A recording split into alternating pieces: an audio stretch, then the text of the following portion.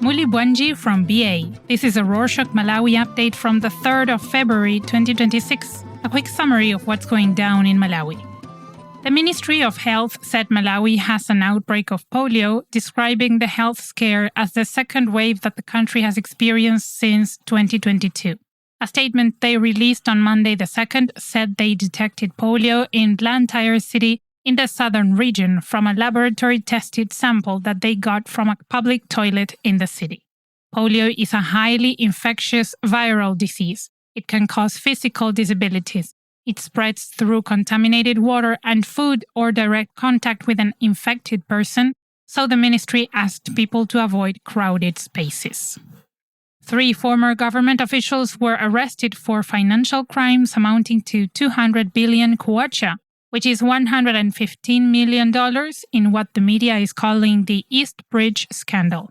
Colleen Zamba, the former secretary to the president and cabinet, Sosten Gwengwe, the former finance minister, and Sam Kawale, the former agriculture minister, were charged with money laundering, fraud under false pretenses, and abuse of office for paying a UK-based butchery 750 million kwacha, $433,000, to deliver fertilizer, which it never did. They also awarded Eastbridge, a Romanian company, billions of taxpayer funds to buy tobacco from Malawian farmers and pretended the money belonged to Eastbridge. The Police and Anti-Corruption Bureau did not get into details, but the Platform for Investigative Journalism wrote an article explaining how everything happened. Check it out with the link in the show notes.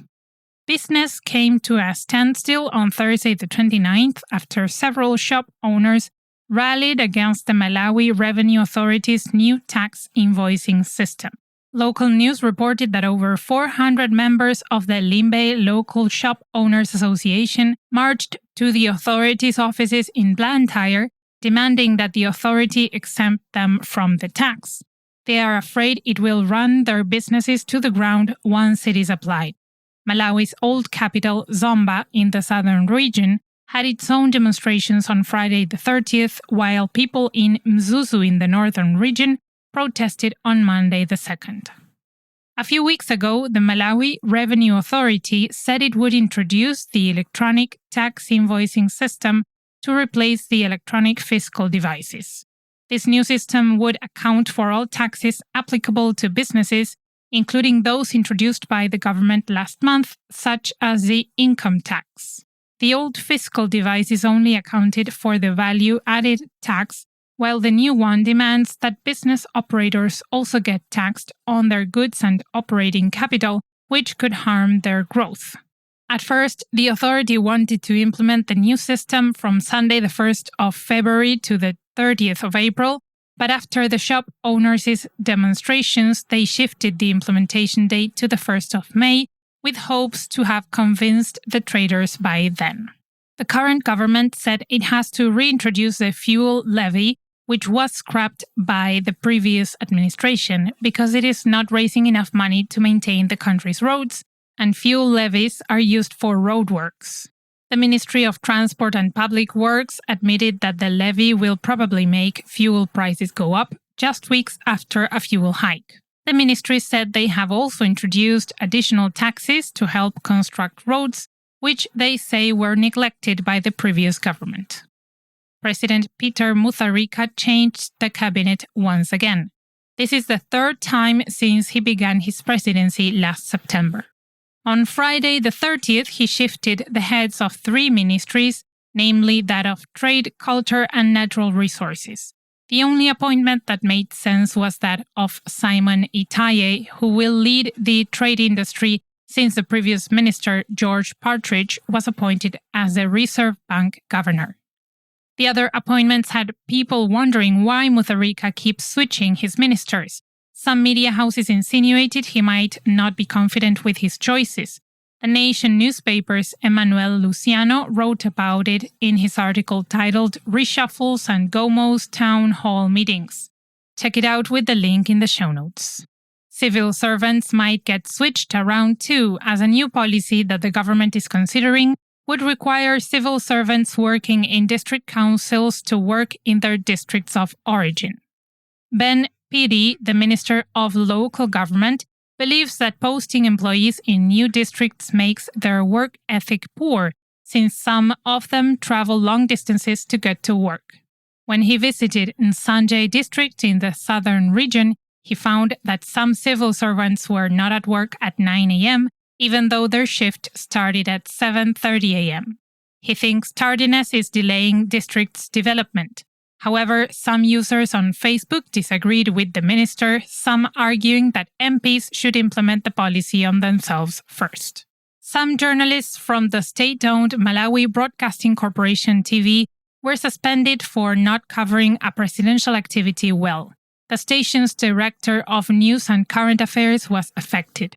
Last Friday, the 30th, President Mutharika met Naito Yasushi, the new Japanese ambassador, and the station aired a report showing Yasushi's arrival, his engagement with the president, and his comments to the media. An insider revealed that someone in the president's office felt the report focused too much on the ambassador, which led to the suspensions. Other journalists are also drawing attention. A story by Jack McBrams, one of Malawi's leading investigative journalists, was recently listed as one of the top 10 best investigative stories globally for 2025 by the Global Investigative Journalism Network, which is like the Grammys for investigative journalism. McBram's article was one of the 2 stories from Africa that made the list, prompting local media to describe his win as a rare recognition. His article, titled "The Shadow Fleet," was published last November on the Platform for Investigative Journalism's website and exposed how bad guys were using Malawi's aviation system to avoid sanctions and fly planes without being checked. The streets won't stop talking about the new music production fees. On Friday the 30th, the Producers and Audio Engineering Association of Malawi released a statement saying that the 26% inflation rate and the overall cost of living had forced them to increase their music recording sessions to 1 million kwacha per session, over $570, starting Sunday the 1st. This fee includes customers' use of music equipment and engineering support. The association said the new fees will help them invest in advanced technology so they can provide premium services, but some people feel the fees are too high, even though it is unclear how much they were before. Meanwhile, the Reserve Bank of Malawi named and shamed 25 exporters who did not return forex proceeds worth over $16.6 million from their exported goods and services. They gave them until Saturday the 31st to pay them or risk being fined. Their statement, released on Friday the 31st, emphasized that the law requires exporters to remit their export earnings to the bank within 120 days from the date of export or prove that they did not receive the proceeds. It also said the bank sent several reminders to the exporters but didn't get any responses. The bank said it needs forex to buy essentials like medicine. A new telecommunications company might be joining Malawi soon. Malcell said it is preparing to launch its full commercial operations, but didn't say when, leaving some people skeptical. Malcell launched its operations in Lilongwe in the central region only in October 2024, saying this was its test phase and a way to keep the company going while it prepared to roll out fully. However, things came to a halt due to forex shortages, making it hard for them to buy necessary network equipment.